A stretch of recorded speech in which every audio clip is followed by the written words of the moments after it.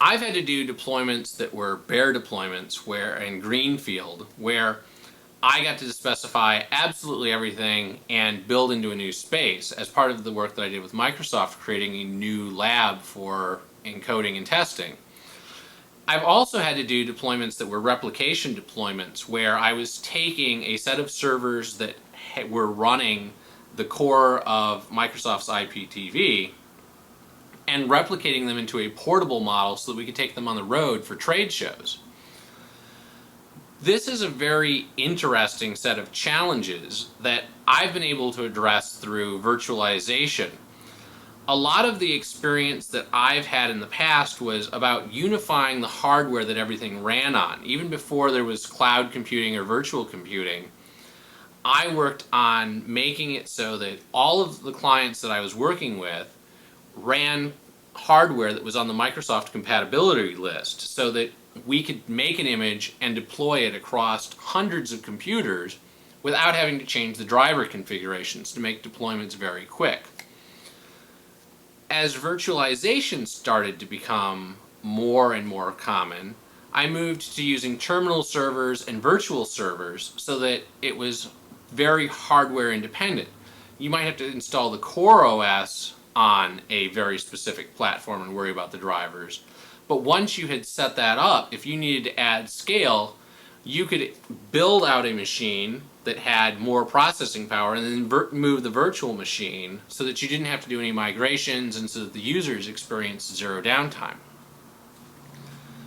As the cloud has started to become more and more popular, it's really not so much that cloud computing is new, it's just that cloud providers have obfuscated enough of the hardware that you can now look at a cluster of computers as a generic unit out in the cloud.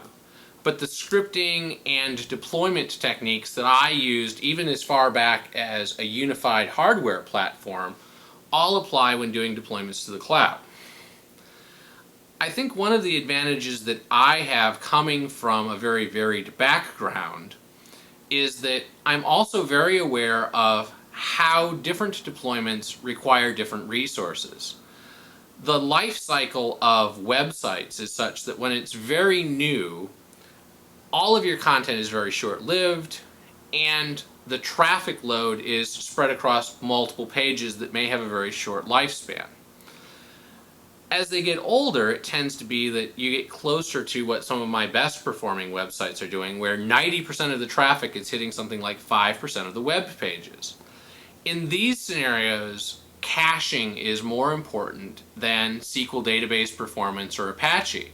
So I wrote a page-level caching solution based on Google App Engine that I was able to deploy in front of my core LAMP stack. This allowed me to save a lot of money on my hosting. When I started working with LockerGnome, we did a very similar thing. By putting my caching engine in front of LockerGnome's infrastructure, we reduced their hosting costs by about 75%. This was really not the fault of the previous IT people where they didn't understand what they had. It was just a matter of they hadn't balanced their resources or really looked at what it took in order to save that money. When you are weighing the cost of a deployment, lots of times you're looking at, can I just throw money at hardware, or do I need to save money through smarter management of the hardware? And sometimes the people resources cost more than the hardware. And so the hosting provider that Chris was working with at LockerGnome really had optimized for, they were trying to keep their support costs low, and they had spare hardware laying around so it didn't cost them anything and they could pass those hardware costs on to us. When I stepped into the role, it was really about trying to lower the costs, and by deploying a page-level caching solution, roughly the equivalent of a squid, we were able to lower the costs by a lot. I think that this total holistic approach to deployments is something that I bring to the table that less experienced engineers and IT people may not have, or people who've only focused on hardware or software may not have. So the ability to really look at what resources are consuming what other resources is a skill that I have that you won't find in other candidates.